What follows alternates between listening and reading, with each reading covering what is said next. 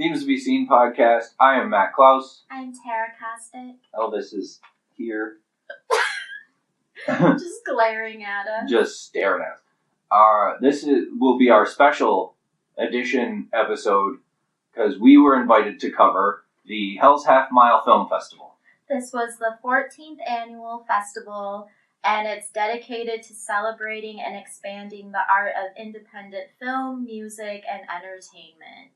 And we are lucky because it's based right here in downtown Bay City. 5 minutes from the studio. Mm-hmm. Yeah.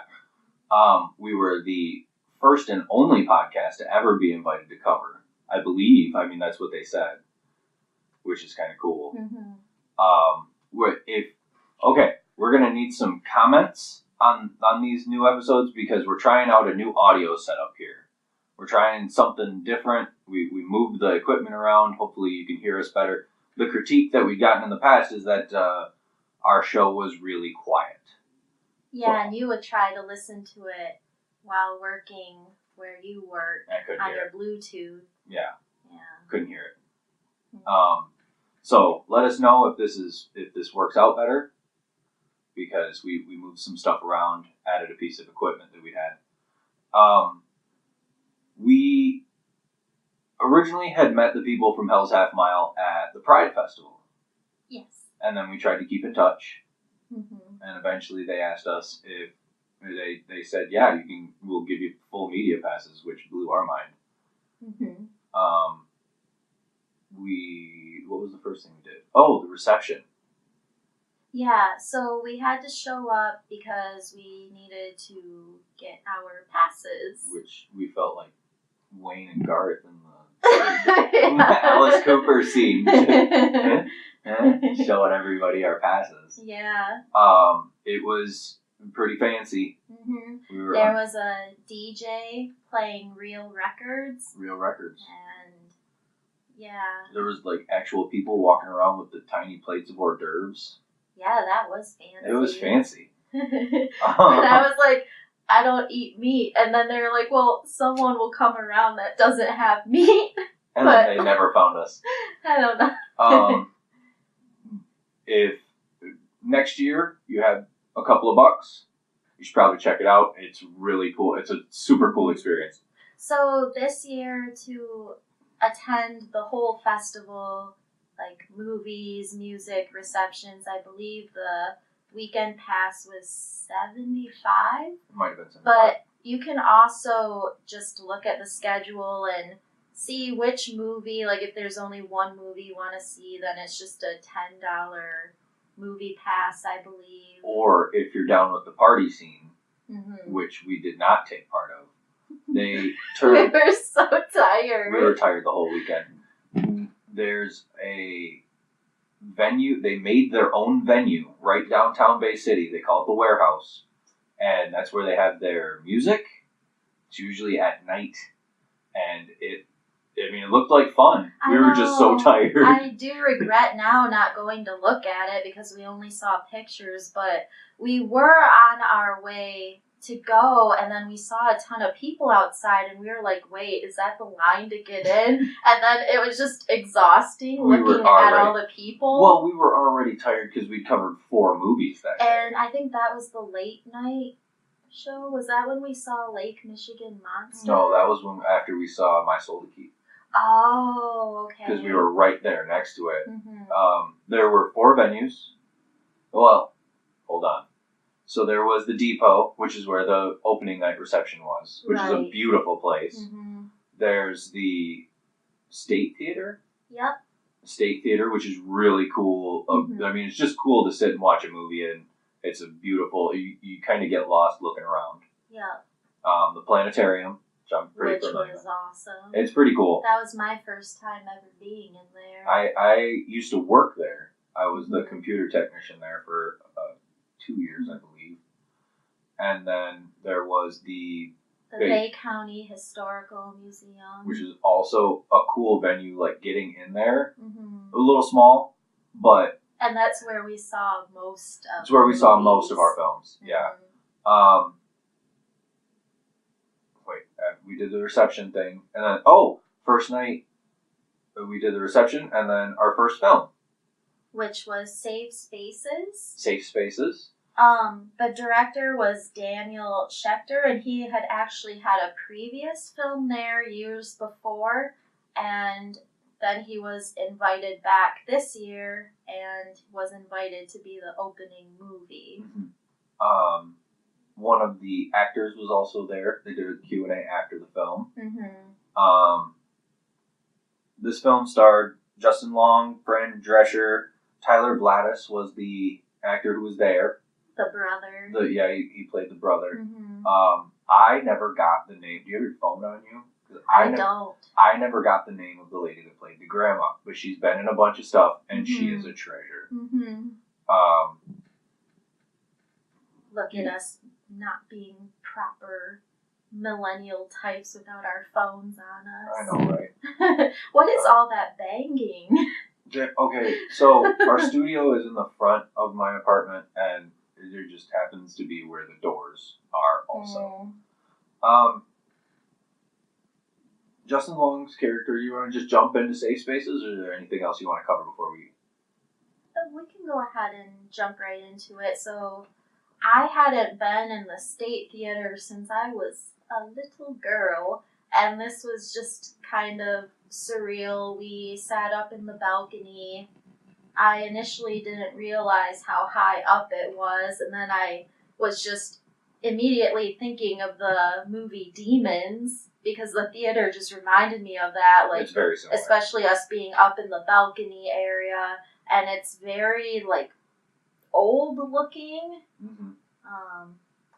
The ceiling has, like, stars, like star replicas. Yeah, it was pretty cool. It is pretty cool. They introduced the first film, and it was packed in there for that opening night. It was. There was a lot of people there that opening night.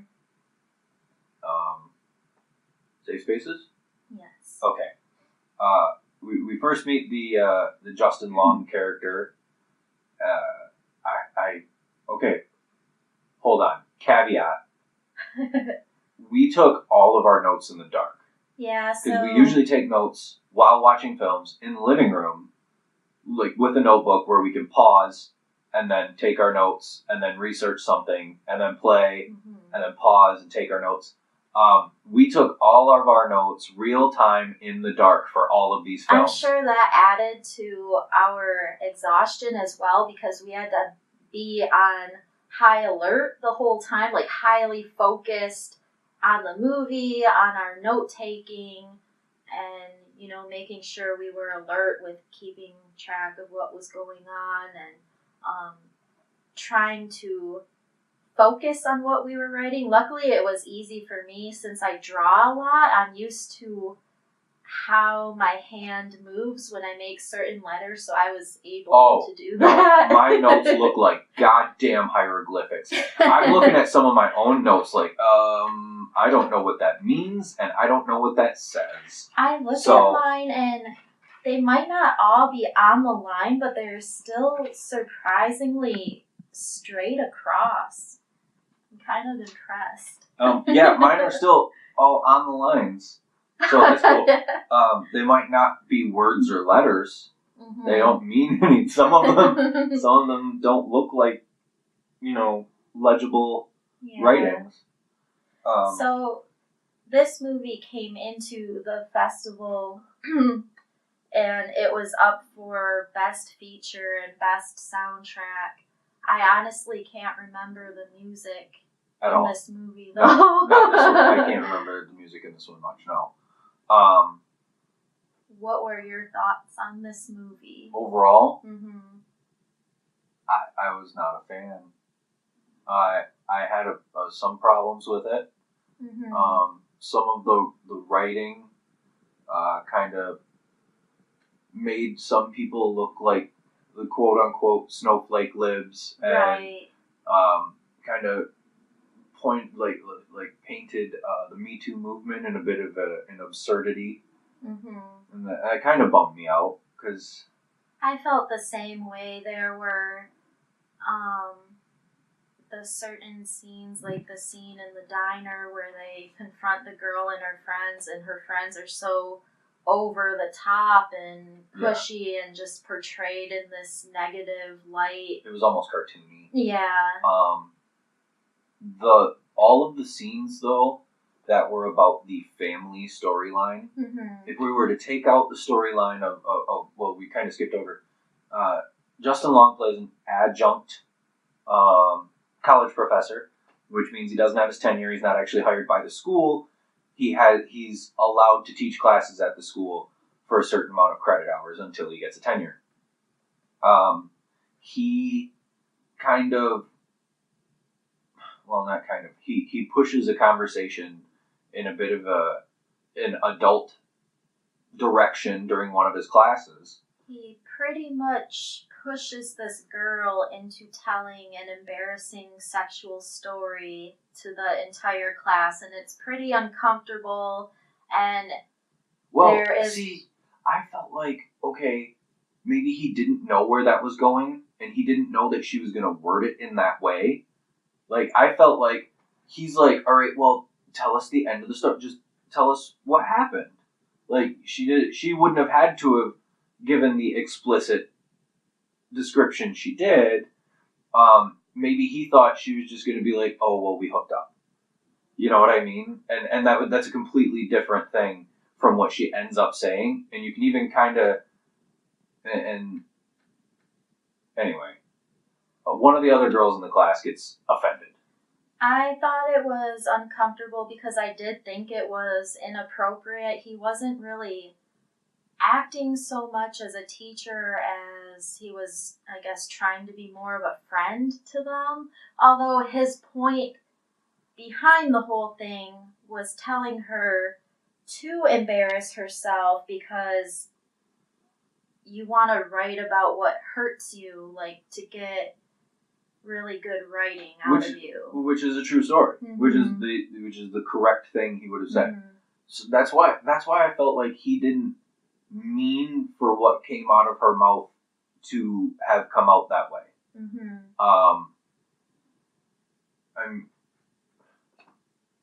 I see where the character is coming from and saying, wait, look, this wasn't what it ended up being. What happened is one of the other young ladies in the class was a survivor of a sexual assault, and she started a boycott of his class.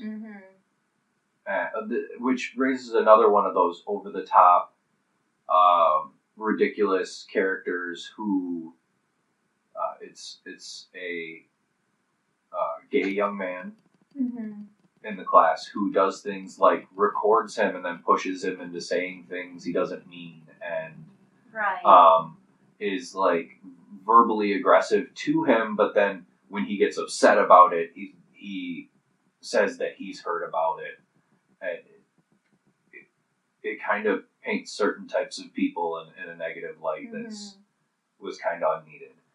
I just, overall, out of all the movies we saw, I would say this was my least favorite. I agree. I thought it was kind of exhausting because there was rarely a moment of silence. It was just dialogue, like never ending. That's why I don't remember the music in this movie, because if there was music, I don't remember hearing it over all the dialogue. And I don't know if that was also because I was like quickly writing notes the whole time or what. But no, because we noticed the soundtracks of other films.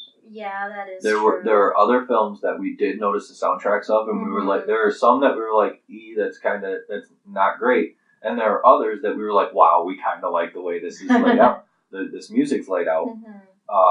So I wouldn't say that it had I don't know whether or not this film had a good or bad soundtrack, because I don't believe I could hear it over the amount of dialogue. The condensity of dialogue. If it would have been stretched between scenes or something of that nature, we may have been able to pick it up. But so basically the movie is centered around this initial situation and Justin Long's character. His name is Josh. Okay. He keeps getting in trouble for all these things because he kind of keeps pushing boundaries. He doesn't realize what he's doing. He's not really responsible or taking responsibility or seeing things from different perspectives, but then they're also mixing it with this whole family dynamic, which I thought was more interesting than the stuff that was going on with him. If the whole film would have been about the family storyline, it would have been a great film. So there was a Q&A with the director-actor, and he did say he was trying to mesh them both together because that's what the title of the film implies, Safe Spaces. You usually feel that safety with your family and they love you unconditionally. Although there was a lot of tension in the movie, especially between him and his mom. His mom seemed to get really irritated with him in scenes. I believe that she was supposed to be portrayed as a stereotypical Jewish New York mother who's very overdramatic and and that is played by Fran Drescher. And she's it's rare to see her in a dramatic film, but I was refreshed because I felt like she was one of the best parts of the whole movie. Oh, there's no doubt the acting was really good. The acting is great. There was just something about this movie that was missing for me. Like, it wasn't charming or anything like that, and after a while I just couldn't stand the Josh character. I was like, oh my god, this guy is so immature and he's just not getting it. And I don't know. The sister character was kind of cool. Yeah. I didn't write down that actress's name, but she's a comedian. I've seen her in other things. She was a cool character to kind of offset the Josh character. How they were both kind of immature, but she was almost like a bohemian creative. She couldn't really hold down a job, and she had a podcast. She has a podcast. Her name is Jackie. I did like, there were some scenes like, it starts off with the two of them in the back of the car, and every time it shows them in the back of like a taxi or something, they're stuffing their faces. Which is like, eating. If you're making a New York movie, you have to show them. Like, there were parts that I thought was really funny was when they were ordering their food. Yeah. Which is super New York ordering food, where you have two people standing next to each other talking to two separate, and they're giving out these long, detailed orders right next to each other, and to the viewer, it's just this like jumble of words. I legitimately thought those parts were funny. Yeah. Like that, because that's real New York ordering food at a deli. Just the final shot being them in the back of the car with their parents who are, I don't know if they're reunited now, but I mean the whole family is back on better terms. Yeah. Which brings us to, we're not going to go into one thing about this character because it's a little personal. But the dad character, to some people who don't understand that character, he's going to be completely insufferable. You're going to look at this character and go, what the hell is wrong with this guy? Because he's remarried. His wife is super controlling over him and everything about him. She's pushed out his kids from his first marriage. And it doesn't even really explain why. Like, why she's so mean towards them. Yeah, I know. The movie doesn't, but again... And the little brother is such a brat. That kid is a piece of shit. No, okay. So, you're gonna watch this movie and go, and like, I'm from Saginaw. A lot of my friends are parents now, and even I had a young man in my life as I was a father figure for a while. If me or any of my friends who now have kids were to have had a kid like that, somebody would have slapped the shit out of it. Like, and then they compare spoiled little kids. The comparison supposed to be made is the super spoiled, mouthy little kid to young college student millennials who want social, equality. Mm-hmm. And that's the comparison that's supposed to be made by this film. But it seems like a conflation. It seems like a false comparison of, oh, look, these millennials who want social equality are just spoiled little kids who want power. Exactly. That's what I was taking from it. And it was a bummer. The one scene I did respect was when the student at the beginning of the movie who initially complained about Josh, and she didn't feel safe in his class after he forced the other girl to tell her sexual story. So she finally agrees to sit down with him with 2 other faculty members where she which we'll go into in a second. Safe. These 2. And so he explains himself to her and he apologizes, and they ask her, do you feel safe returning to his class? And she hesitates and she's like, no. And I probably would have said the same thing. Yeah. So I respected how that scene was written. I did as well.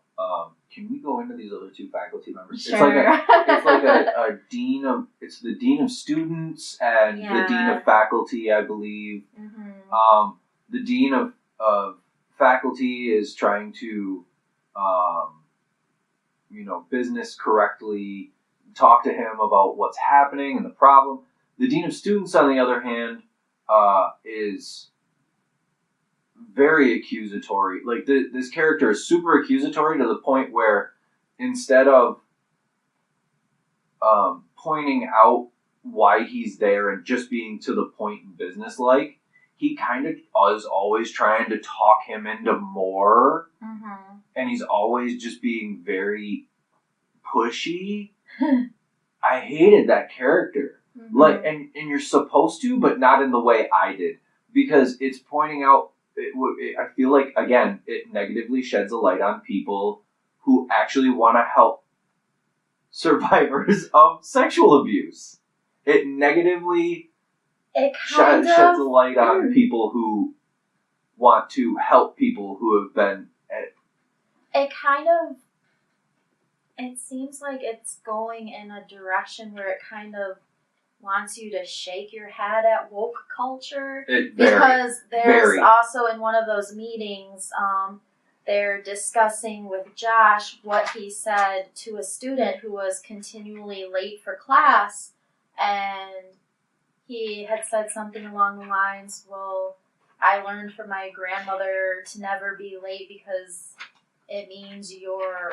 I forget the exact wording, like you're some type of person if you're always late. I believe something along the lines of real men are always on time. Yeah, and then they're like, well, this student has narcolepsy? I blanked out. So, yeah, like he would sleep through his alarms and stuff, and so I feel like the way that scene was written, though, you're kind of supposed to shake your head, like, well, Josh didn't know about the student, but just the way also that scene was portrayed. And I hate to be that guy, but that's literally what we do on our show. Mm-hmm. Josh would have, as a professor, gotten a note or some sort of memorandum from the school saying, you have a student with a medical condition. If he's late, that's part of his medical condition. Let it slide. Try after class to help him catch up on whatever he may have missed. Mm-hmm. Or email him what he may have missed.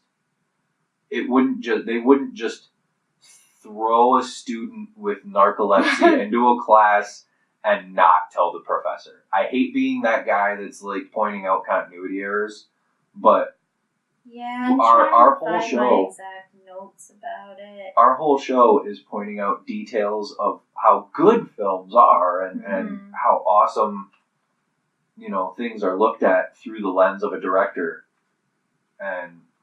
or a screenwriter or what have you. And I just feel like that wouldn't have happened. Oh, I found the note. So he had told a late student that being on time was a sign of respect, and it was something his grandma had taught him, but the student had sleep apnea. Oh, sleep apnea. That's what it was. Yeah. So, yeah, I don't really have anything else to say I this do. film. I do want to say that the storylines with the family, the sister and the situationship girlfriend and the cousin and the mom and the dad, that all made for a very good film. Mm-hmm. I enjoyed all of the family storyline. I just feel like there were other parts of this film that I didn't agree with overall. Which, recommend or not recommend? I mean, I guess I would still recommend it just because it does have good actors in it, and there were parts of it that worked for me. I just feel like it lacked something overall, but maybe someone else would get something different out of it, but I just... It's a light recommend from me. Yeah. It's worth seeing once, Mm-hmm. and if you like it, you like it. Mm-hmm. You know? Yeah. After that film, we went to bed. Because we were very tired. Be up. And then we were also coming home and making videos as well. Also, if you're listening to this episode, you're already on our YouTube channel. Check out the videos. And I have an interview, but we'll get more into that later. We woke up at 7 the next day? I believe so. I just want to point out something before I forget it. All the volunteers, this festival again is called Hell's Half Mile, and all the volunteers and staff members who work it are called Hellions, which I thought that was pretty clever. I thought it was dope. Which, by the way, we need to just shout out to all those volunteers and organizers and everybody for having us. And they worked so hard because we would wake up early the next day, go see a movie. We'd see the same person, and then we'd go back later for the final film of the night. They would still be there, and then we'd wake up early the next morning, and they would be there again. So we saw basically the same volunteers everywhere we went, and they all worked very hard. Mm-hmm. All the organizers, all the screeners, and they all seemed so happy. And everyone was so cool. There were so many good vibes. We never once throughout the entire festival ever got like a negative vibe. Like it was always so much fun. We were almost there though. We we still showed up on time Saturday morning for the I Want My MTV documentary, but we still almost didn't get in. Yeah. That was like the only bad thing. And that wasn't even the festival, that was just us being tired. Yeah, just knowing that just to get to things even earlier than you would think, because you just never know. So if they have us back next year, we're at every film a half hour early. Because just having a pass to it doesn't mean you're automatically going to get in. They have a seating limit. First come, first serve. Especially if you're at the museum, because that's probably the smallest of the venues. But they made sure to get everyone in because people came in after us too, and they were scrambling to find chairs, even though there were already 70 people in this little room. Which was super credit to that. They wanted to make sure that everyone could see it because this movie was only playing one time the whole weekend. We woke up the next day at 7. After seeing Safe Spaces, we woke up at 7 a.m. Oh my God. We crawled into this first movie of the day on Friday. Mm-hmm. It was Sort of Trust. Which was at the planetarium, and it was my first time being there. I was excited because the first thing you see on the poster and in the trailers for Sword of Trust is Mark Maron. And I love Mark Maron. This movie, I don't know what I was really expecting, but I really enjoyed it. It was both, it had both its emotional and laugh out loud moments. There were some parts that, I mean, most of the time at comedy movies, you just give a little, you just give a little, and this movie actually made me laugh. Mm-hmm.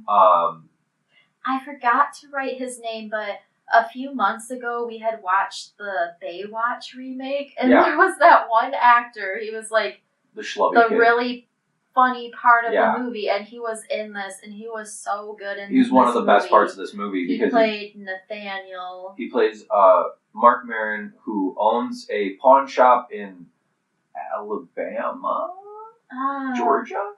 I don't know if I wrote down where they were. A southern state. Mm-hmm.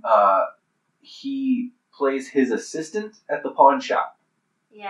He's obsessed with conspiracy theories. And he's never really paying attention. He's always listening to like his earbuds. And it's not even the things he says that are funny.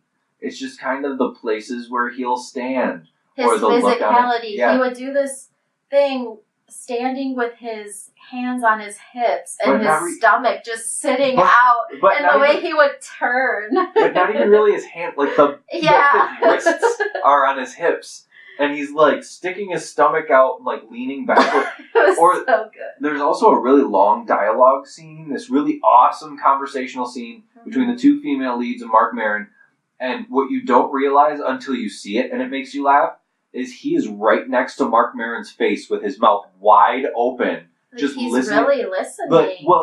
But he's like mouth breathing the whole time. Yeah. But I thought that was good acting because it really did look like he was intent on listening. Yes. Just the way this movie was done, it's very simple but very effective, very funny, likable characters.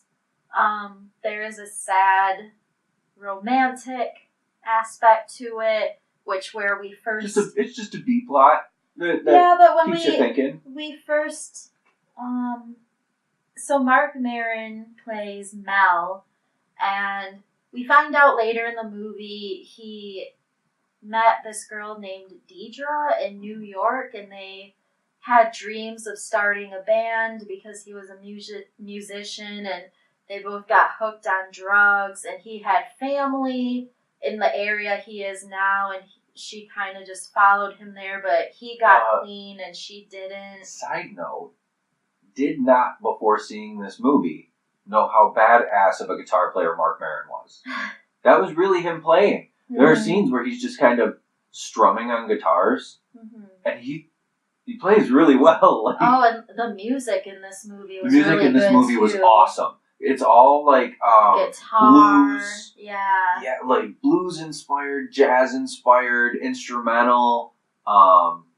It's all very context sensitive, so it could sound like a deep South blues in like the sad parts, and then there's like upscale 2-step blues during the funny parts, and it is really funny. The cast in this movie is awesome. Mm-hmm. The one lady's been on like Bridesmaids and all sorts of movies, and then the other one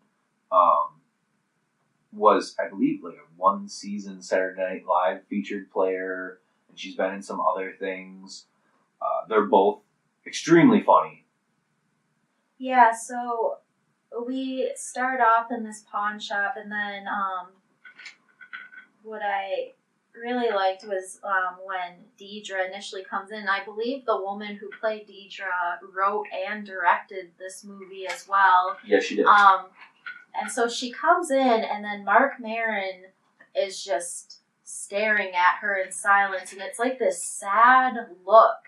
And then you find out things like aren't good between them. He still loves her, but she's still having drug issues. Well, before her and Mark Maron even talk to each other, she talks to Nathaniel, the assistant. Yeah. And he asks for a poem. Oh, yeah. And she writes him a poem right on the he's spot. He's just watching her the whole time. Mm-hmm. But basically, she comes in because she's having a hard time and she needs help, and he knows that's what she's there for, so he pretty much just, tells her to leave because he doesn't want to, help her, enable her anymore.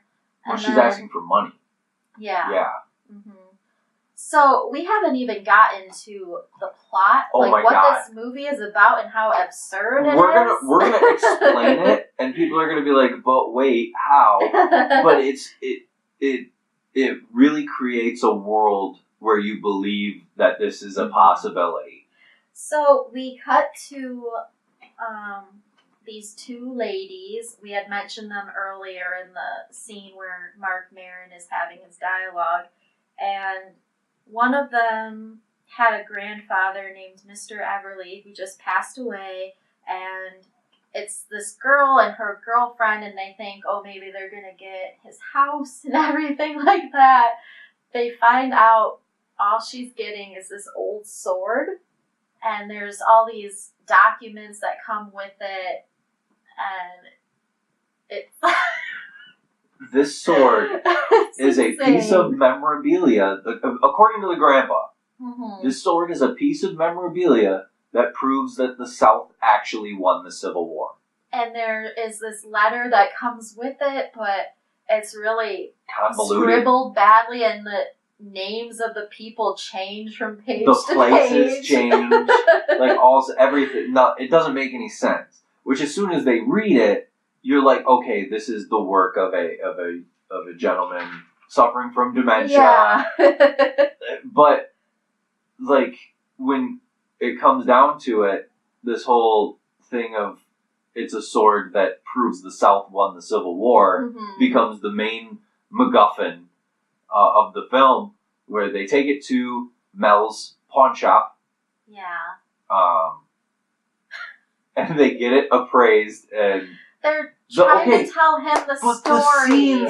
But the scenes of them haggling over a price are some of the funniest scenes because it's all this well, they can't keep their story straight to him, and so he thinks they're trying to con him, and there's this picture that comes with it detailing the surrender of the sword, and there's this really funny line of dialogue: who wakes up in the morning and decides I'm gonna draw a lie?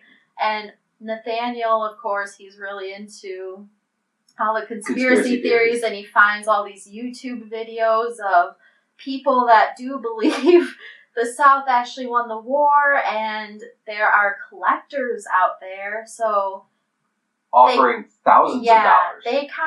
They decide to team up and try to sell the sword to this really rich guy and this really rich Confederate guy. Yeah. So they go through so the guy who comes to inspect the sword has been in tons of stuff. Mm-hmm. There's a comedian who comes, this whole movie is cast with, that's a funny comedian, but I can't put my finger on where I know them from. The entire cast is, I know that person is very funny because I've seen them in other things. I just can't put my finger on what it is. Mm-hmm.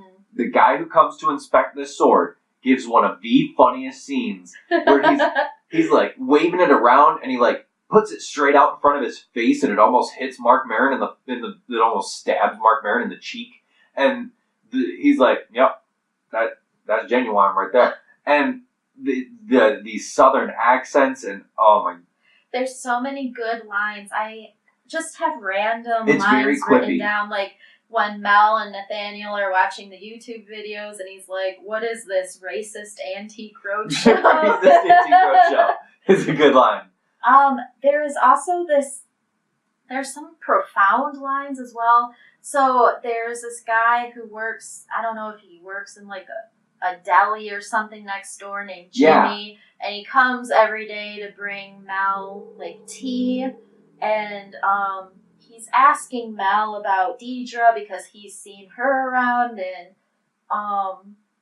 he offers Mel fries, and Mel is like, I can't eat fries, like, they'll put sludge in my heart, like, he cares. He's talking about how there's a lot of cholesterol in fries. He's making a reference to that there's cholesterol. So, he's kind of talking about it like he still wants his heart to work, and then Jimmy's kind of asking him why he's not taking care of Deidre, and then he's just like, just remember why you can't eat the fries. Yep.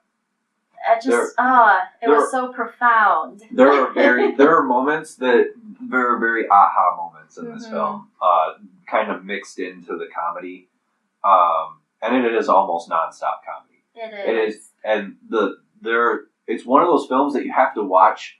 That you'll probably have to watch a couple times, because I feel like if we watch this movie again, we'd hear more funny lines that we didn't hear last time, because some of them are just thrown away. We have anywhere from 4 to 5 comedians on screen at any given time. I'm wondering how much of this was improvised as well. Definitely. So, this guy that comes to look at the sword, his name is Hogjaws.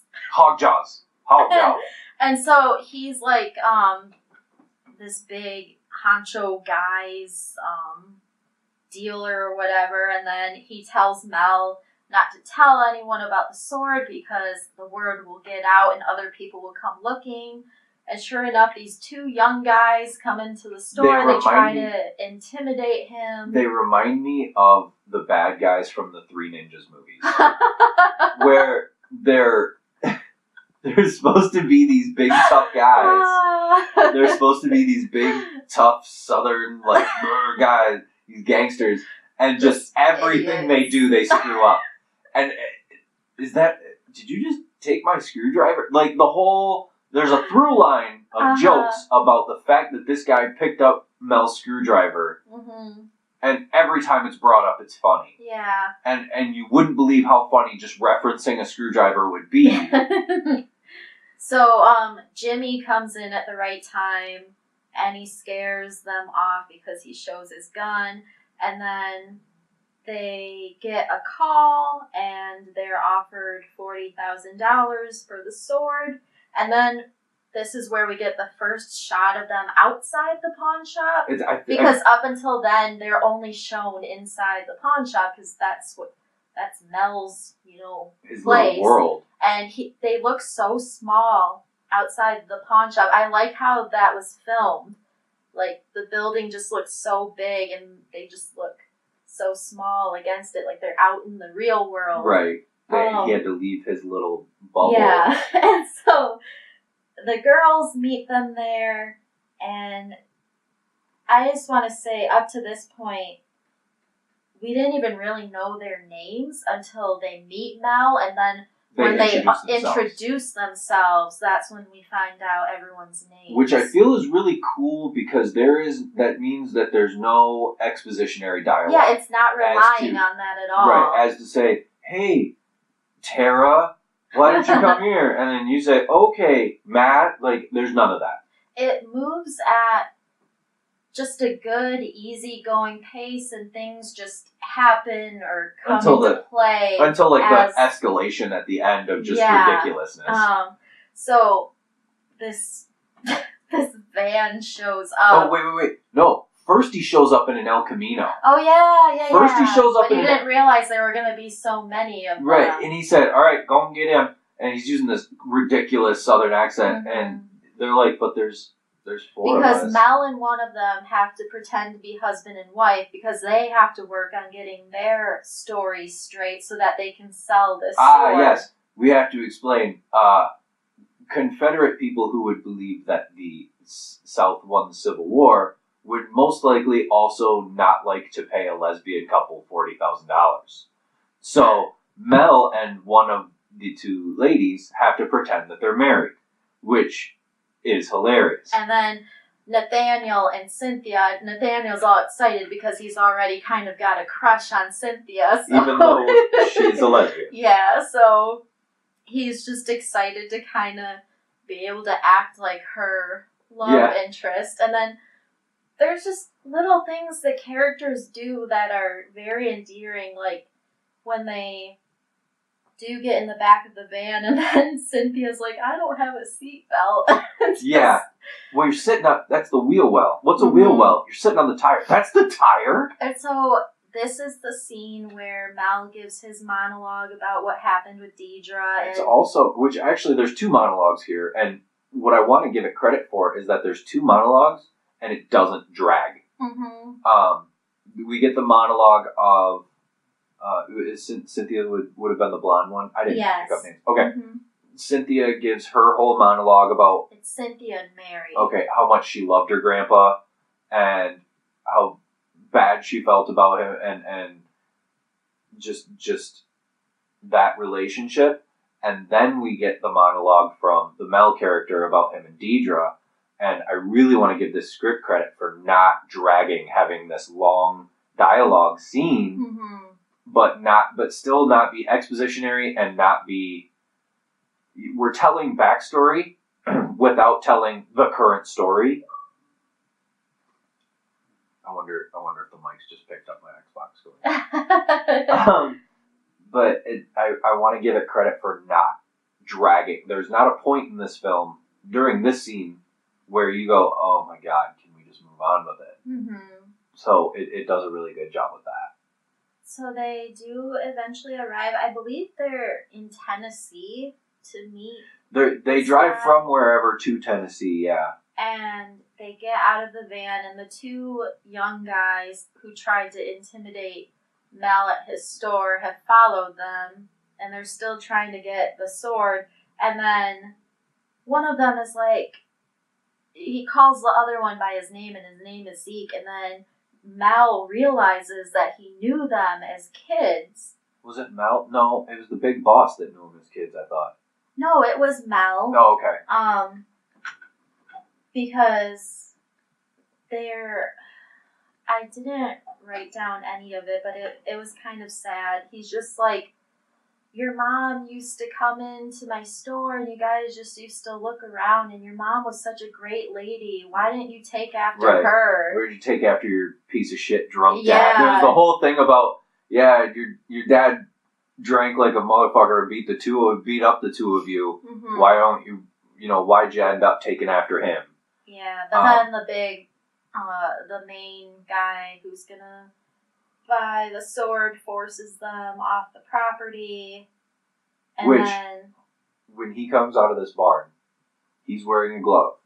And I guarantee you, 90% of the audience we were watching this film with didn't know what that glove was for.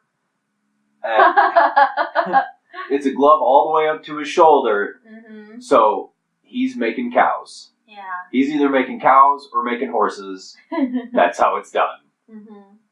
So Mel and Mary go in to his office with him, and he wants to hear them tell the story behind the sword. And it doesn't happen. And they're both kind of flubbing it up in spots. And it's kind of funny how they're like, them making up the story on the spot is very reminiscent of like Fred Armisen and Kristen Wiig making up Christmas songs, because one will say something and then they'll be like, wait, no, that's not right, and then the other one will say, oh, okay, yeah, let's go with that, and it's pretty good. And this buyer at one point mentions like a toy room, and so he realizes Mel and Mary are lying, and Mel is like, it's toy room time. Well, yeah. You're gonna call in the gimp. The rest of the movie is just completely insane. Yeah, it goes off the rails from there. Like there's a twist about one of the characters where you're like, oh, that's kind of cool. And there's a twist about two of them. Fitbit watch, the way they two of them. Yeah. Because Mary is ex-Mossad. Like she used to be in the Israeli Secret Service, and then the big boss buyer guy is actually buying this stuff just to get it out of the zeitgeist and hide it. Yeah. Because he doesn't believe any of it. He's literally just hoarding it all so nobody else can spread these ridiculous conspiracy theories. And so they're fighting like hog jaws. Hog jaws. Oh, girls. Feels like betrayed by the whole Taking a drink. situation, and then poor Nathaniel is just left outside the whole time because he's locked out of the house. He's locked out. Okay, he's locked out of the house on the other side of a glass door, and standing in this way, he's just like taking in the scenery. Yeah, doing the hand on the hips thing. Oh my god, it was so funny. I laughed so hard I couldn't hold on to it. So then Cynthia decides she doesn't want to sell the sword because she loved her grandfather so much, and her grandfather wanted to keep it in the family. Yeah. And so the buyer is just like, please keep it safe and make sure no one else gets their hands on it. And they drive back home, and it kind of just ends on this, like, up in the air note where we see Deidre's car is abandoned, like, in this field. And then Mel takes it to get fixed. And then he goes and he buys groceries, and he goes to her house, and he's knocking on the door, but she's not answering, so he just leaves the groceries, and then he walks away. Yeah. So it's not that, it's not like a cliffhanger, it's just like, that's the best the story could have ended. Mm-hmm. And I really do believe that this is one of the best films we saw. Yeah. I would probably put this as like my third favorite film we saw at this festival.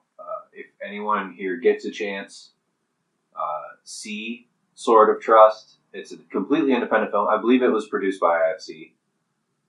I think so, yeah. It's excellent. It's funny. It has serious moments. The writing, I've always been a fan of quippy dialogue. I'm a super nerd, so like even Joss Whedon's early work I'm a fan of, just because it's intelligent comedic writing, and you can also feel like some of the comedy in this is completely improvisational. Mm-hmm. Like there's no way it's not. When you have 4 comedians of that caliber on the screen, well, sometimes 5 on the screen at any given time, you're not going to keep them on script. And we did hear, because we would talk to random people during the festival, and we did hear some complaints. There was a guy who complained that the love story didn't really go anywhere, but I feel like that was more realistic, though, because it's kind of an ongoing thing. Like, he still loves her, right? And he's still showing it, but saying that the love story doesn't go anywhere implies that we always need a happily ever after. Mm-hmm. We are after their happily ever after. There's no such thing sometimes, and for them, it's just still loving each other and having to do what you have to do to show each other you care, even though you can't be right next to each other. Plus, there is that scene in the van where they're all talking. They're like, "What are we doing? We're in the back of this van," but then they're also like, "Oh, it's kind of exciting." Well, they look objectively at the absurdity of what they're doing, and then they also look objectively at it. In real life, you would say, "This is ridiculous," but I'm also kind of having fun. Yeah. And they have that moment. So it's not like the audience can look at it and go, well, this is a ridiculous premise, because the characters said it before you. Yeah. So, yeah, even though the Mel character, he left this exciting life in the past, it didn't fulfill his dreams, but I feel like maybe this little adventure kind of gave him a little more spark in his life, and it kind of improved the relationship with him and Nathaniel as well. Like, he didn't just see him as a nuisance anymore. In the beginning of this movie, he annoys the shit out of him. Yeah. Just everything he says, everything he does. Yeah. There's a short running joke about a pair of boots that gets pretty. Nice boots. Okay, so we're gonna cover one more, and then before the end of this episode, my absolute favorite, 100% favorite film from this year's festival. Oh my god, I'm so excited to talk about this movie. So we we watched Sword of Trust in the planetarium, and then we had about 30 minutes. We had an hour. Yeah, so we went across the street and we went and got some quick food because we didn't really eat breakfast. Shout out to the staff, the bartender at that time at Mulligan's Bar for hooking us up. We walked in with our notebooks and our badges, and she went, "Are you guys in a hurry? What do you need?" And then we put our order in, and it was to us like right away. So kudos to the staff at Mulligan's for looking out. That was really cool. And so we ate, and then we went back to the planetarium to watch Gutterbug. Fucking Gutterbug. Okay, I was already excited for this film because some of my favorite movies are. You having problems reading? I can't read my notes. I can't read your handwriting anyway. You write. She writes in this like tight cursive that I look at. I can read cursive. I can't read your handwriting. It looks like a heart monitor. But I was already excited to see this film because of like the Sizzler thing reel that they did, where they kind of mashed a bunch of the trailers together. Yeah. Right away, I saw traces of SLC Punk. I saw traces of Requiem for a Dream and Train Spotting, and it's very rare that you get those films. I'm not going to say it's rare you get those films. I'm going to say it's rare you get those films done correctly, where somebody who's been in that situation can look at it and go, yeah, yup, it's kind of like that. Yeah, it's not like glamorizing the punk style. No. Which I guess I initially worried that's what would happen. I didn't really know what to expect with this movie. Like, you had seen all the trailers when you went to the party at the dry dock, but I hadn't seen any. So I pretty much went in blind. I was excited, and it lived up. I cried for half the movie. Yeah. I was weeping for half of this film. Man, I don't even know where to start. I don't either. Directed by the super cool Andrew Gibson, who is just a cool dude. Most of the time, directors kind of know that they're directors, and he was just a cool dude who happened to have directed a good movie. I think he's directed music videos as well, like local music videos where he lives. Which he's from Massachusetts. He's from the Boston area. You want that more in depth? Watch the interview on our YouTube page. He says it. He says where he's from.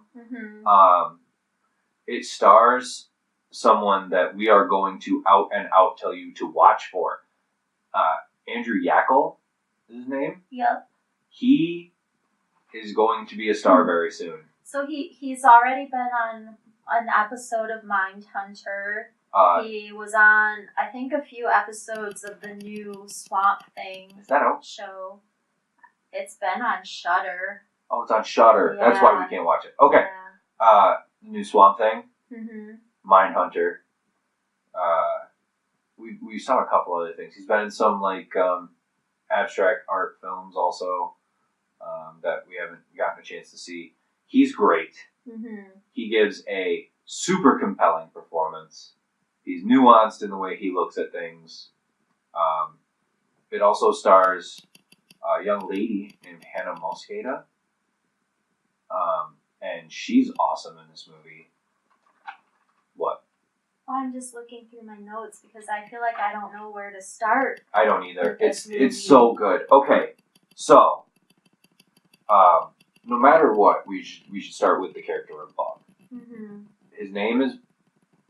Oh, I don't even remember his first name. His last name is Bugsby. Is why everybody on the street calls him Bug. Yeah, I do have his real name written somewhere.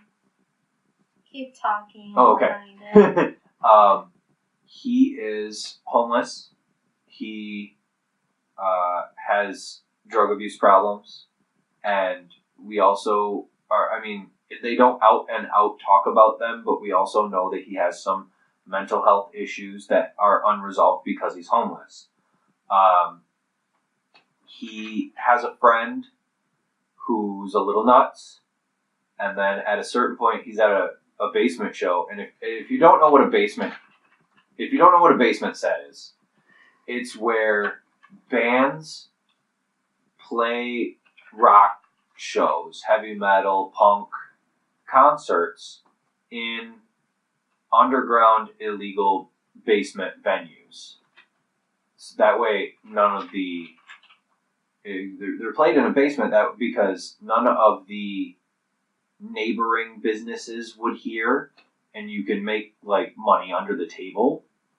So there's actually a couple of these scenes, and they actually really reminded me of scenes from The Crow. The way music is used in The Crow, to kind of split scenes instead of like wiping. All right, we're in this scene. Now we have to wipe and go to this next scene. We actually see Bug and his buddy at concerts that just leads to something else. That's where he meets his girlfriend for Jenny, his girlfriend for the rest of the film, is at one of these basement shows. And you're watching it, and there's some lines of dialogue, especially on his 21st birthday. He's kind of getting into a little bit of an existentialism speech, and you're like, wow, like this character seems pretty bright. He's a super intelligent kid. His actual name is Steve. Stephen Bugsby. Mm-hmm. Yes. And then you do find out he wasn't always homeless. Like he pretty much ran away. I think part of what this movie does is it points out that the guy you see on the corner asking for change hasn't always been. He was a kid once. He had a loving family once. We all start somewhere. We all have a story that not everyone knows about.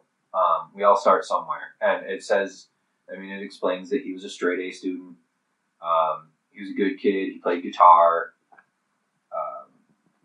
And then, our mental health issues all seem to escalate during our post-puberty era. So once he started becoming like that middle teen age. Especially when he came home one day and found his dad cheating on his mom. Caught his dad cheating on his mom. Really sent him over. Yep. And he was having a really hard time after that. And then eventually he just left, which later in the film they actually show what happened the night he ended up actually just leaving. Mm-hmm. And it was on his birthday. Would have been his 16th birthday? 17th birthday? Yeah, he's 21 now, and he's been away for 3 years. Mm-hmm. Yeah. And, it shows the truth of not knowing where you yourself or time goes when you live like that. Mm-hmm. Because when we find out it's his birthday, he's actually just buying a pack of cigarettes. And he looks up at the "you must be this old" date, and he goes, "Holy shit, it's my birthday!" Mm-hmm. And the dude's like, "What have you been under a rock?" Like, just kind of showing that people don't understand how being homeless in that sort of a situation works. And there is that scene early on in the morning where he catches his reflection in like a sheet of glass that's kind of near some trash. And he's like, I hate what I've become. There's some voiceover narration, which I thought it was okay. There are so many things looking back now. I'm like, wow, like that really came together very well. When the narration started, I was like, oh, like this sounds kind of awkward. Like it sounds like he's just reading off a piece of paper, but it makes sense once you get to the end because he is reading from a letter that he wrote to another character in the movie. Yeah. So there's those little things I really appreciated, and the little like twists within the story that come about because the movie starts out with a dispatch call and you hear a lady and she's like, Roger, wake up. Like, it sounds like there was a car accident. And it's like a readout that you would see on like a show on NBC where it's actually typing out the words said on a 911 call. And then Bug wakes up in the hospital and he has to be sedated. He's being a little bit rude to the nurse and he's sharing a room with someone and the other guy he's sharing the room with is like, oh, be nice to that one, like she's a good nurse. Right. And you find out later in the movie that he's sharing a room with his dad and they're both unaware. They haven't seen one another in 3 years. And what had happened is Bug's mom never gave up hope on him coming home. So every year on his birthday, they'd go out looking for him. Yeah, she would bake a cake, and that's what I like too. I initially thought they were gonna kind of write the dad in this like cliched kind of way because he's arguing with the mom at first, like, oh, we're doing this again, and then she gets frustrated and goes out the door, and he's like, where are you going? She's like, I'm going to look for our son, and then he's like, well, don't leave without me. Yeah. And so he goes with her, and so you're watching everything leading up to the car accident and seeing what causes the accident and that kind of thing, and everything just comes together throughout. There are scenes that mean a lot more now after thinking about it, because you'll see it and then you'll emotionally react to scenes in the film, and then you'll leave, and a couple days later a scene will pop into your head and you'll emotionally react to that, and you didn't even realize that it was going to hit you later. They're actually Jenny. Oh, what's the buddy's name? Slim. There's like the 3 friends. There's Bug, Jenny, and Slim, and there's also Raleigh who supplies them with the drug dealer. Yeah. We'll talk about him in a minute, but there's a really deep scene that isn't going to affect you until after you've seen the film, where they're just kind of doing whippets and breaking TVs, whatever for entertainment, and they find someone they know who's overdosed, and he's under a bridge, and he's dead. Well, Jenny discovers him, and she's freaked out by it. Right. And you realize that they don't actually go far from that body after they find it. And it's one of those things that creep up on you when you realize that that's because nobody really would care about that body anyway. Where if they were to have gone somewhere and found a phone and called the police, and how long would it have taken them to come pick up that body anyway? Who would have cared? Like, these are people who have been completely forgotten about and shunned from society. And that really, like, I was at work and I was working by myself on the day in question, and I that scene popped back up into my head, and I just kind of teared up. Like, it hit me really hard, and I wasn't prepared for it. And there's a couple scenes from this film like that. One that actually got me, like, actually seeing it right in front of me was there's actually a long scene of no dialogue after Bug has done some mushrooms where he's just on a bridge by himself. Oh, yeah. And it's just the music, which the music in this movie is awesome. It's all kind of, there is a score, and then it's mixed in also with like this There's a lot of like Modest Mouse. I can't think of Beef. Any of the other bands right now, but Yeah, there were some beautifully composed shots in this. That's why I was like, does this director have like a photography background? But then learning that he's made music videos before makes sense, because there's that shot where Bug is narrating about his depression, and there is that hole in the fence, and the camera is just like kind of slowly zooming through the hole onto all the traffic, and then everything's just kind of going blurred, and I thought that was really effective. Yeah. There's a lot of shots that you don't understand why it looks so good until you kind of think about it.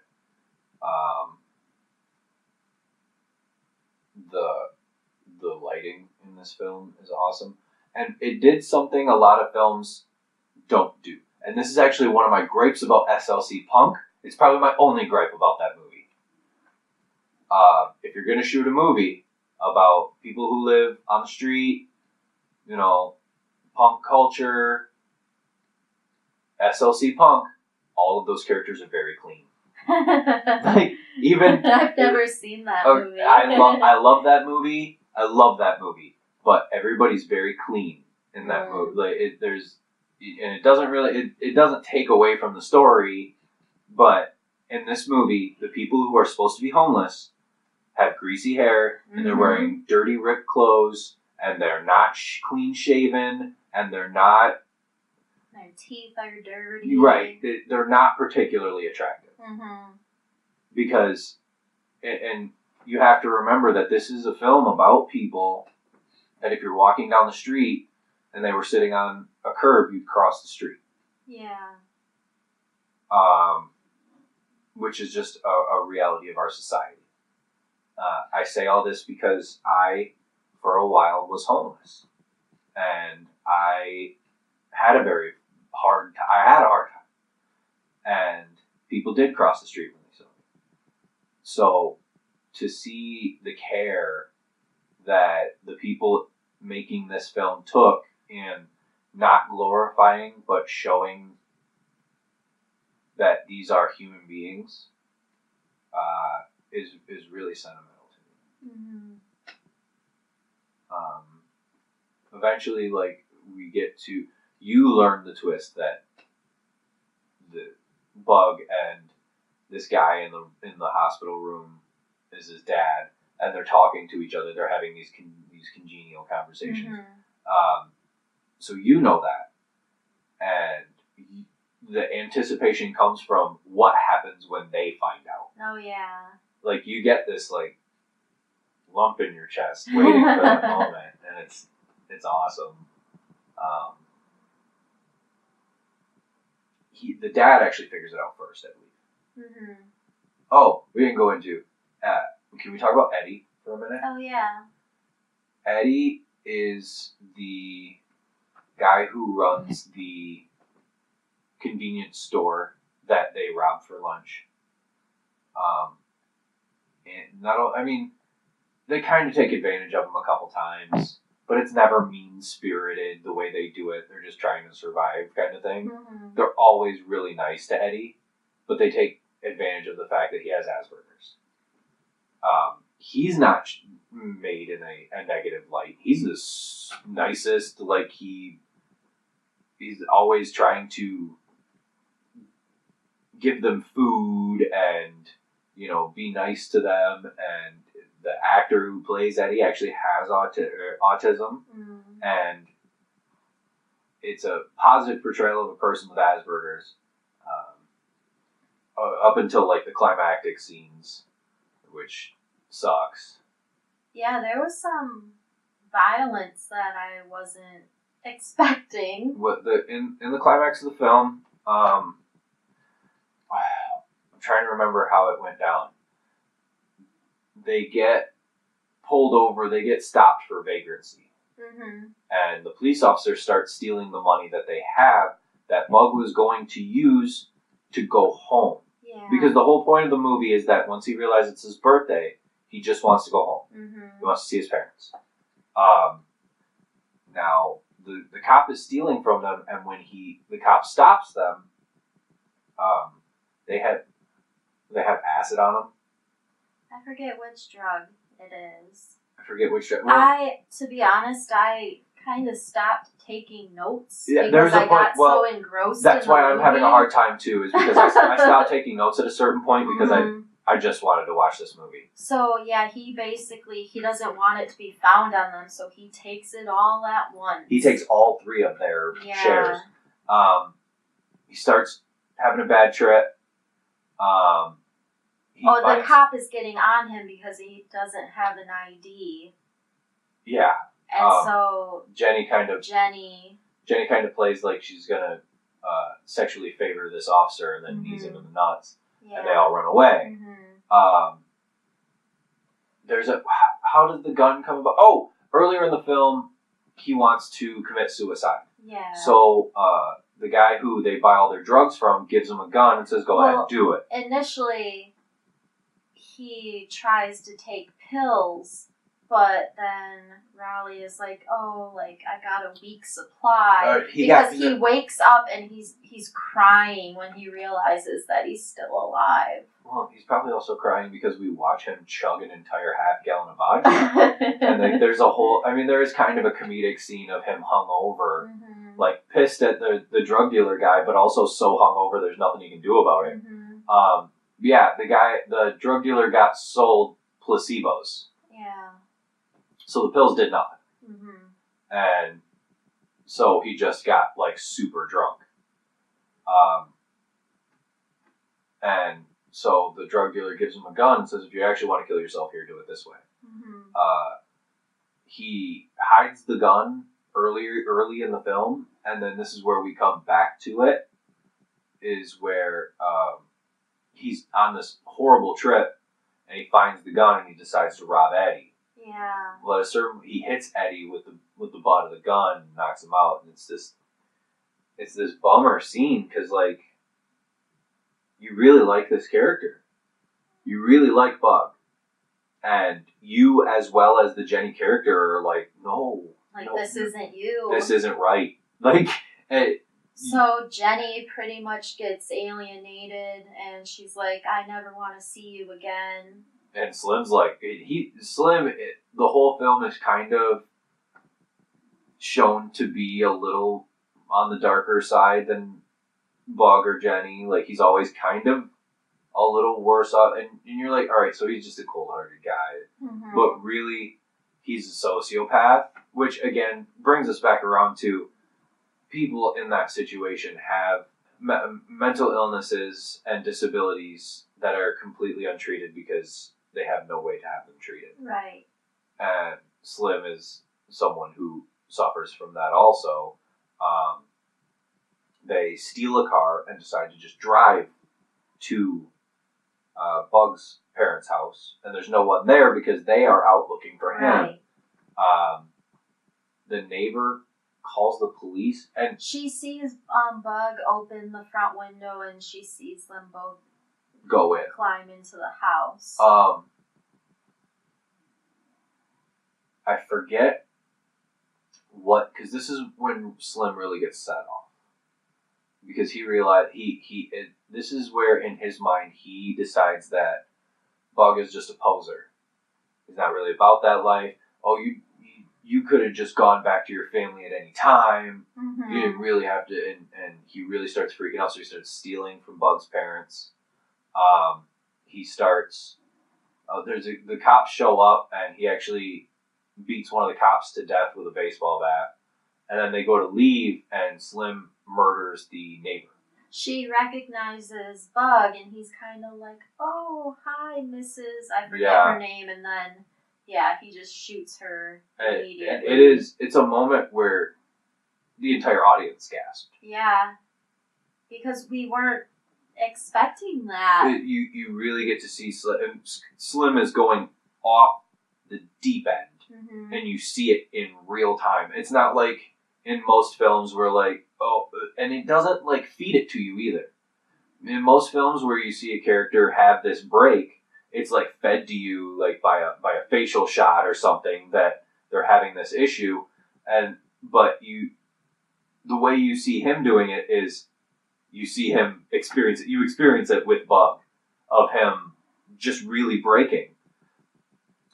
He forces Bug back in the car, and he's like speeding through the neighborhood, and that's when the car crash happens. They actually get into the car crash with Bug's parents. Yep, and then Slim is killed immediately upon impact. We, after that, get to see the dad figures out that Bug is who he is in the hospital room, and he asks the nurse to go tell the mom to come in, and they reveal themselves. I cried pretty hard. Trying not to cry right now. It's hard to watch. And then there's like an epilogue where Bug is in prison.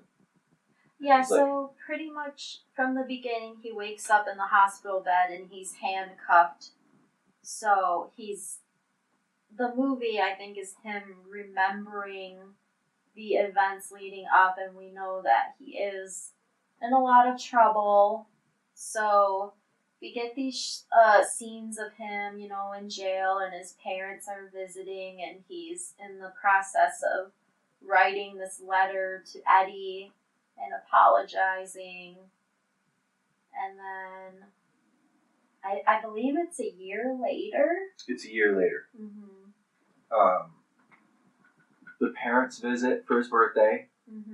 And, well, he's writing the letter, and his parents visit for his birthday, and then we kind of see him just out in the yard, and then we see him writing a letter again, and he gets another visitor. And he's like, well, my parents were already here, yeah. And it's Jenny, and their baby. Yep. And that's the end of the film. That's where the credits roll. I mean, I couldn't see any of that because of the tears, but this is my favorite film in the festival, hands down. There's what the second place movies are tied for second, but it's like a far behind. And there was a Q&A afterwards with Andrew Gibson. He moved to Massachusetts, and the film was inspired by crust punks that he met in the area, and it was shot in 17 days, and there's actually, we haven't checked it out yet, but there is an hour-long documentary about the making of it. I think it might be on YouTube. Which they say is actually is funny. Because they said making the film was really fun. It was a young cast. It's a young director. They had a lot of just legitimate fun. It's a funny documentary to watch. It started as a short film, and then they went to Indiegogo to raise funds. They had a goal of $15,000, and they raised a total of about 70 to 80 grand. Yeah, I think he said after post it ended up being 80. And you asked a question during the session about how... I don't even remember what my question was. I think it was about how he inspired the actors. Oh, how he authenticized the homelessness of the actors. And he said he sent films to Andrew Yackel. He sent him movies like A Clockwork Orange, The Master, Trainspotting, Gummo, SLC Punk. First off, if you haven't seen Gummo, I applaud you on your choice of friends. Do not see that film. I'm not going to say that. If you are interested in art film that isn't going to leave you feeling warm and fuzzy inside, but for the art of the film, please see Gummo. The Master, he gave his rationale for that, but I feel like there was a deeper meaning that was more between him and Andrew Yackel than any of us would be able to understand. But The Master is the film about L. Ron Hubbard starting the Church of Scientology. Mm-hmm. And then we've already talked about SLC Punk. What did you say the other one was? Oh, A Clockwork Orange. Makes total sense. Makes total sense.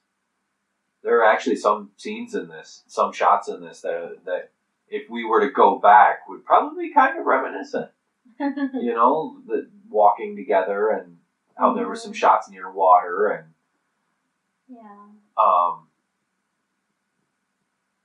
he was just really cool about all of it. Yeah, and then we did meet up with him the next day. We told him some movies that he should check out. Yeah. And then you had your interview, and then okay. we had Elvis, so I was outside walking Elvis around, and you guys had talked about just doing like a 10-minute interview, and it ended up being about an hour long. Well, we did end up doing a 10-15-minute interview, but we sat there and talked for like an hour. And so me and Elvis were just kind of walking back and forth outside because I would sit down on a bench, and then he would get bored and start barking. And then I didn't want to go too far because you had my cell phone. Oh yeah, I had to use her phone. The kickstand on my phone is broke. Yeah. And her phone is like running out of space. Mm-hmm. So I had to record on my phone and use her phone to prop it up, which I ended up just holding the phone. Yeah. The interview went really well. He's super cool. Follow him on all social medias. Gutterbug Movie. What was cool too is before the festival, he made a lot of flyers and stickers, so he kind of went around downtown just hanging them up and putting stickers everywhere. Well, like you would with a basement set show, like you would with a punk show that you just put posters up wherever. Yep. He said something about how he was asked to not put up any more where there may have been chipping paint. Yeah. And that was that was hardcore. And did this win one of the big? I believe Andrew Yackel won Best Actor. At this festival? Yes. I thought. And neither of us have our phones to look it up again. No, I thought they won Best Audience Feature or something like that. I know it won a few different awards. It won 2 awards. The main awards, like the last night of the festival. I don't remember. Well, it would have been a lot easier. Next time, we just got to take Monday off too. I know. So that we can actually go to the awards ceremony. This is kind of our fault that we don't remember off the top of our heads. It's especially our fault because Andrew posted it. He put both of the awards instead of like trophies. They have these cool like key looking things that are the trophies for the festival, and he put them laying over a trash can, which I thought was just the coolest thing. So congratulations to Gutterbug. Thank you for the interview. As of this episode, that's probably our biggest recommend.